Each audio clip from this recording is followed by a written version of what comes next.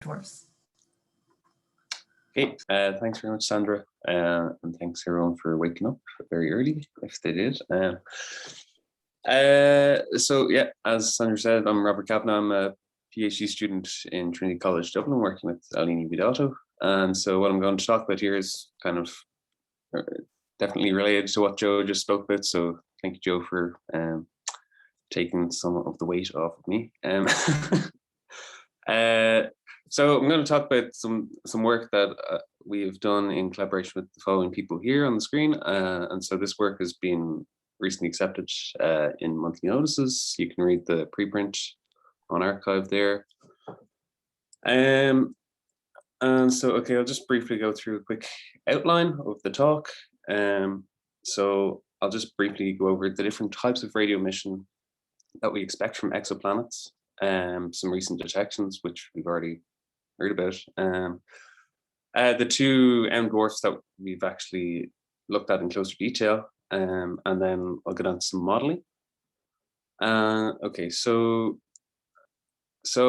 the first and maybe kind of one that's been looked at for longer in the literature is this so-called radiometric Bode's law, which is just based on an extrapolation of what we observe in the solar system. So what is seen is that for the magnetized planets and moons in the solar system in the bottom left here, we see that the radio power that they emit from their own magnetic field in their polar regions is just directly proportional to the magnetic power of the solar wind. And so the idea of this is that, you know, if you look at hot Jupiters, they experience much stronger winds from their host stars, and so then we would expect much higher radio powers from them. The next, which Joe talked about a fair bit in his talk, was this kind of subalphenic interaction, which is kind of analogous of the Jupiter Io system. And so in this interaction, the planet takes the role of Io and the star takes the role of Jupiter. And so when the planet moves in a subalphenic orbit through Jupiter's magnetic field, it perturbs it and produces alpha waves. These then travel back towards the star or Jupiter in a real sense along the magnetic field line connecting the planet to the star, or Jupiter to Io in this case. And then a fraction of this wave energy is converted into ECMI, or electron maser instability emission. So in both of these cases, the frequency of the emission is just given by the cyclotron frequency. So it's 2.8 times the magnetic field strength in Gauss, and then this is in megahertz. And so immediately from this, we can kind of just make a kind of ballpark estimate of, you know, what frequency range we would expect emission at for a planet versus a star. So that'd be the main difference between these. So on the left-hand side, you have emission from the planet's own magnetic field, whereas on the right-hand side, you have emission from the star's magnetic field. And so for hot Jupiters, for instance, their magnetic field strengths are estimated to be within the range of 1 to 10 Gauss. You know, that corresponds to around 3 to 30 megahertz. And then for M dwarfs, which are kind of the topic of our research here, you know, we could expect field strengths from 100 Gauss up to the kilogauss range. And so we have at least around 300 megahertz up to the gigahertz frequency range. So immediately that can kind of tell us what we are looking at, if we can see some radio emission. So there were two recently published works in the literature where they finally started seeing signs of this kind of emission. And so the first was on the left-hand side here, we have emission reported from Taobu, published by Turner et al. Just before Christmas, I think. And they're seeing, you know, quite low frequency radio emission that seems to be consistent with the kind of radiometric Bode's law like emission. And so this kind of looks like it could be from the planet, which, you know, has been well studied for this system with a magnetic field strength around 5 to 11 Gauss. Then on the right-hand side, we have the emission which Joe spoke about, which was from the M dwarf GJ 1151. And so it's higher frequency emission that they've observed, again, in both cases circularly polarized. And so they discuss in detail the different mechanisms which could be causing this, one of which being a planet-induced mechanism, which I spoke about. And what's interesting about this system was that, there was no evidence to suggest that there was a planet around this prior to this point. So, we could be looking at, a very new method of detecting exoplanets, which was kind of the motivation behind this kind of theory for a long time. And so in this work, we were motivated specifically on this type of mechanism, specifically for the following two stars. So we were looking at the two M dwarfs Proxima Centauri and Mic. So in the case of Proxima, we thought, well, okay, first of all, its surface magnetic field map was recently made for the first time by Klein et al. And so, as you see in a couple of slides, like, this is very important to what we do, which is stellar wind modeling.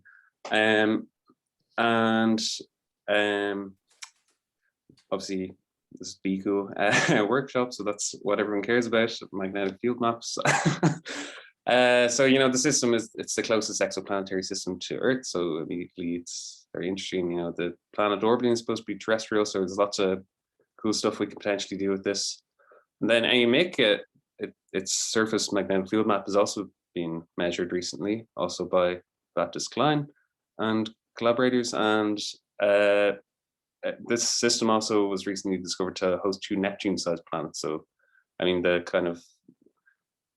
the architecture of the two systems is a little bit different in terms of where the planets are and all that, but the field is very strong, and it's just under 10 parsecs away. So this was another target which we thought would be a cool one to look at.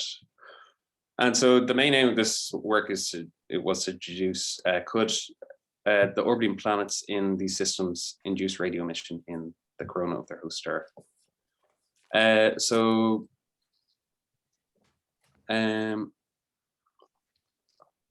one of the main things we need to figure out if we want to answer this question is, are the planets in subalpha orbits? And to figure that out, we need to know what the stellar wind properties look like at the planet's orbits. So I just want to give a quick overview of like where we're at as a community with stellar wind modeling. And so this is a little scary figure for everyone. It's not too bad, I promise. So here we're looking at just kind of a slice of a solar type star.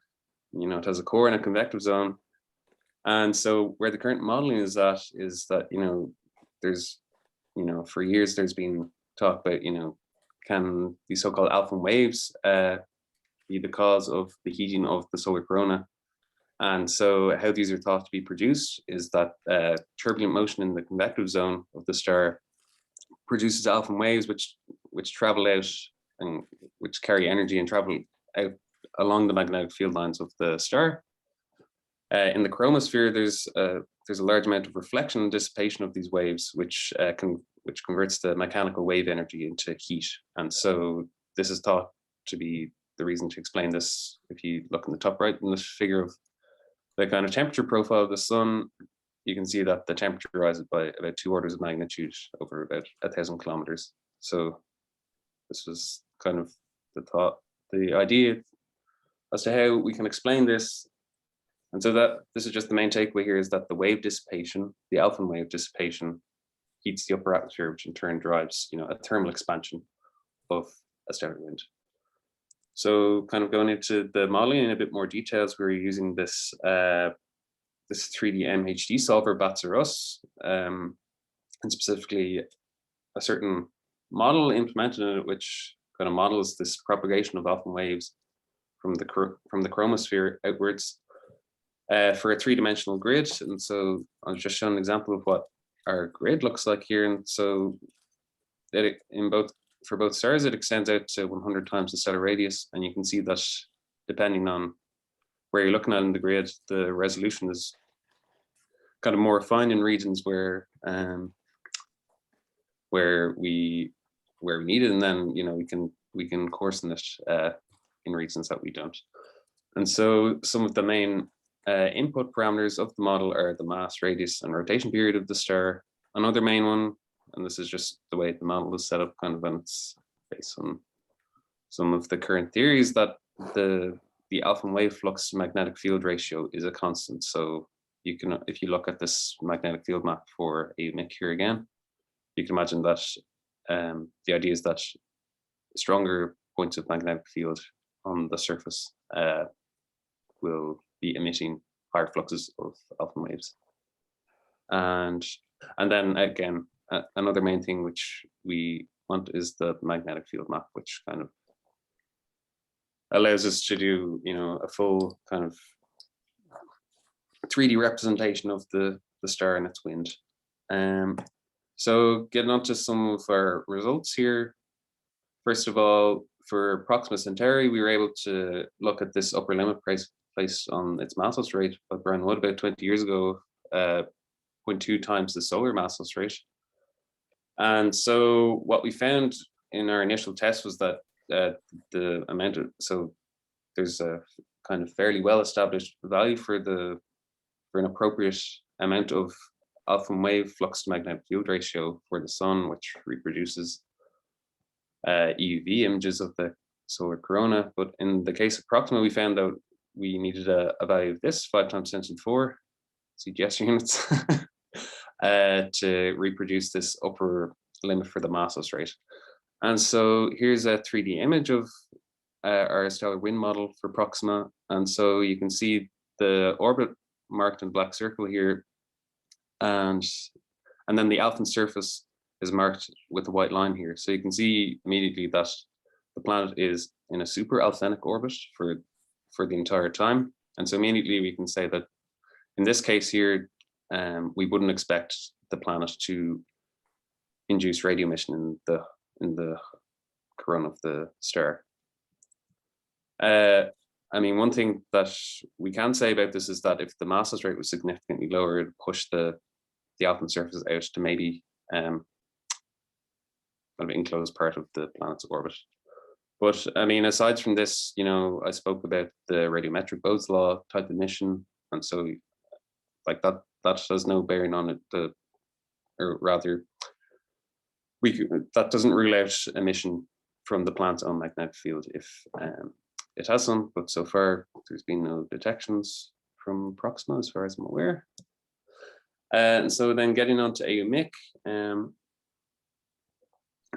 its massless rate is a bit more unconstrained. So there's kind of like 2 separate works that looked at its massless, that tried to deduce its massless rate, and one says, around 10 times the solar value.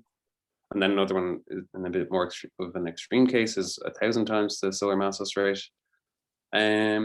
And so again, we wanted to explore these 2 different extremes as opposed to, just taking an average or something like that. And so we just chose these 2 different values here. So the first one here is the value actually, which is kind of expected for the sun, and then one is a good bit higher. And so using these 2 flux to magnetic field ratios, we were able to obtain 2 stellar massless rate models for AUMIC. One was with a massless rate of 27 times the solar value, and one was with 490. And so this is what these look like here. And so you can see the low and the high massless rate on the left and right hand side respectively. And you can see on the left hand side, both planets are orbiting in this subalphenic region of the star's wind for most of the time, whereas on the right hand side, both of the orbits are super alphenic. And on the left, I've shown the magnetic field lines connecting back to the star from the orbit of planet B, which I'll get onto in a minute. And yeah, so basically what we're looking at here is that, if we looked at AUMIC with the radio telescope and we found emission that was kind of indicative of being planet-induced, we could immediately say something about the massless rate of the star, which is very cool. So this could be a new way to measure the massless rates of low mass stars, which I'm sure many of you know is not an easy thing to do. So we got these results and we were like, okay, well, let's try and model the radio emission, see what it could look like in the low mass loss rate case. And so here's just a little sketch to illustrate our model as to how we did this. So first of all, okay, we need to check this condition that the planet is in a subalpinic orbit. And so this just means that the relative velocity between the stellar wind and the orbit of the planet, delta U here, is less than the alpha velocity, which depends on the magnetic field strength and the density of the stellar wind. Then, okay, if you remember, I spoke about this interaction of this, in the case of Jupiter and Io, the moon perturbing the magnetic field of Jupiter. And so this produces alpha waves, which travel back towards the star along the magnetic field line, connecting the two bodies together. Note, this is not the same alpha waves that are driving the stellar wind. And so this a kind of an expression for the radio power produced by, or the power of the waves produced in this interaction was calculated by Serre et al. And so this depends on or, which is the radius of the object perturbing the magnetic field, and then we have the magnetic field strength and density and relative velocity here. And then we also have this angle here, which is just the angle between the two vectors of the magnetic field and relative velocity. And so then, thanks. And so, okay, so this, a fraction of this emission is observed in the case of Io to be converted into radio emission. And then the rest of this expression here for the flux density is just from a radio transfer book. And so another condition that we need to check is that the plasma frequency is less than the cyclotron frequency along the magnetic field line connecting to the star. So here's that figure again, and so you can see those blue regions correspond to where the plasma frequency is less than the cyclotron frequency, and so we get something like this. So you can see that the emission varies as a function of time, and so the lower the frequency, the higher the emission, and so on. And so I've marked 140 megahertz emission here, which is kind of the middle band at which GJ 1151 was observed at. And so, you know, if we could observe this system, we would immediately be able to say something about the mass loss rate of the star. And so this is just a plot from the Vedanta paper where they published these radio observations of the star, of GJ 1151, that is. So you can see that, you know, it's the right order of magnitude of flux density, which I thought was pretty cool. I'm going to skip over this because I'm going over time. If you want to find out more, the full paper is up on archives there. I'll be happy to take questions. I'll leave these conclusions here for you to read. So thanks. Thank you, Robert. Thank you very much. Are there any questions for Robert?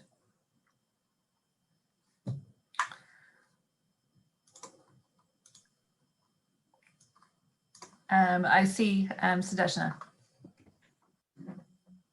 Hi, Robert. Very nice talk. I have probably two questions, if I may. Yeah. So on the mass loss rate of AOMIC, do you remember how did it determine the mass loss rate from observations? The two citations that you showed? Yeah, so as far as I remember, it's kind of related to, so AOMIC has like a debris disk, and so they I think they've been able, I don't know what instrument they use to look at the system, but I mean, I think depending on some observations, they're able to say, okay, this kind of observational signature we see, we can say something about the mass loss rate of the star based on the kind of the interaction of the stellar wind with this debris disk. Okay. Yeah, I'll look it up. So yeah, I was also wondering, maybe it's also addressed to Joe as well, because you mentioned this, how you see you can potentially see radio emission, and you give the example of the Io and Jupiter system. So how is that radio emission dependent on whether the planet has a magnetic field of its own, or is it also influenced by the planet's magnetic field strength as well, or do you need to have non-magnetized planet for this? So this kind of relates to the slide I skipped over. So, I mean, one thing that we could say is that, okay, if you remember the kind of slide I showed on our radio emission model for this work, it was that it depends on the radius of the object perturbing the magnetic field. And so if the planet had its own magnetosphere, you can see here in the sketch that that the effective size of the object becomes a lot bigger, because there's this kind of magnetopause where there's like pressure balance between the planet's magnetic field and then the incoming stellar wind. And so we found these archival observations of AMIC. You should note here that there wasn't any polarization information available here, so we don't really know what the mechanism was for this, but if we assume that it is from the planet, or that it's being induced by the planet rather, the flux density they observed was about an order of magnitude higher than what we expected.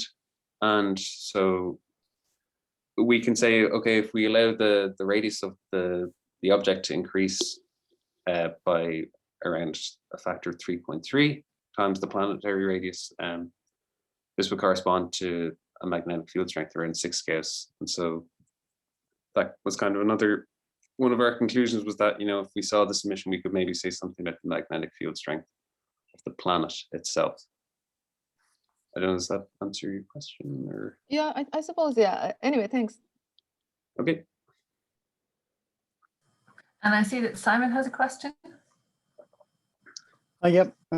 Thanks for the talk, Rob. That was really good. Enjoyed it. There was just one question I had that you might have said this, and I might have missed it. But you had a few plots when you showed the orbit of the planet going inside the Alfvén radius. Yeah. In your simulations, do you actually have a planet in there, or is it a stellar wind model, and then you overplot where the planet would be? No, yeah. I mean, we just extract the stellar wind properties along the orbits, so we don't actually account for the presence of the planet in the calculation of this, because we just use this kind of this analytic prescription for the radio power or the power of the waves that is produced in the interaction. And do you have any plans to sort of include a planet in there to see if you develop Alfvén wings or anything like that? Right at the moment, no, but I mean, it would definitely be a cool thing to do. Maybe a bit further down the line, yeah, that would definitely be an interesting thing to do. I think some have kind of with other codes. I don't know about Bathros specifically, but I think people have tried to do this using other 3D MHD codes. But yeah, it'd be a cool thing to do for sure. Okay, thanks. Cheers. So we just have time for one quick. I'd just like to ask a question myself. So you showed the radio emission of Tau Bu. Do you have any idea of when that was taken in Tau Bu's magnetic cycle? I would have to check. No, I'm just curious, because we have so many maps of Tau Bu, Tau Bu, that it could be a fortunate coincidence that we have something close by. Yeah, I wouldn't be surprised. Yeah, and I haven't seen anybody, as far as I've seen, I haven't seen anyone try to model this emission yet. So that'd be a cool thing for someone to do.